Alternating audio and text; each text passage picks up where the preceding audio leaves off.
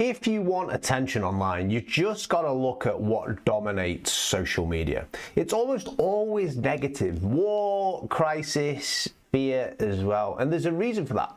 If you just look at this right now, this is what people feel compelled to click on. They're engaging with. They just can't help it. They keep coming back to. And the reason this works is just really simple. Humans are wired to pay more attention to loss than they are to gain. Negative information is more emotionally powerful. It sticks longer in our brains, and businesses know this. The media is a business, and if they can create anxiety or a sense of threat, people will keep coming back. They engage more, and then the business grows. Now, personally, I think a lot of that is actually really unethical, but there's a lesson here. In behavioral science, this is known as loss aversion, and losses have been shown as roughly twice as powerful as gains, meaning that people care more about avoiding a negative outcome than they do about gaining something positive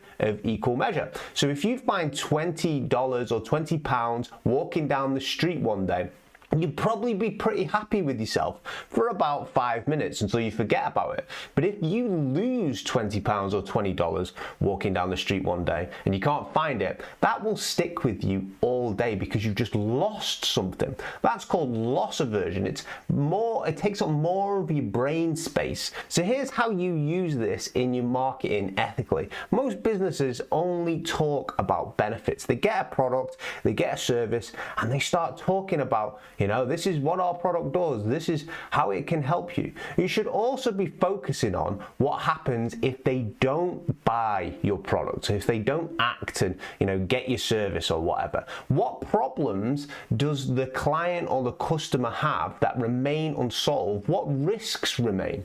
And when you balance both sides, the gain and the loss, your message actually becomes far more persuasive. I've consulted for a lot of different organizations, and I see this again and again. When they actually implement a little bit of loss, focus on loss or focus on what happens if the client or the customer doesn't act, their sales go up, right? And this isn't because you're trying to manipulate people. It's literally just informing them and keeping front of mind what can happen or what problems remain unsolved if they don't act as well. You're aligning them on what they need to do. And loss aversion is a very, very powerful way to do that. If you want to learn a little bit more about loss aversion, I actually did a full workshop on the channel here that I did for an organization, and then I recorded the video for you guys if you want to check that out. And there's lots of tips in there of how you can actually get your customers who are on the fence to go and take action, buy the products, convert, or whatever you need them to do.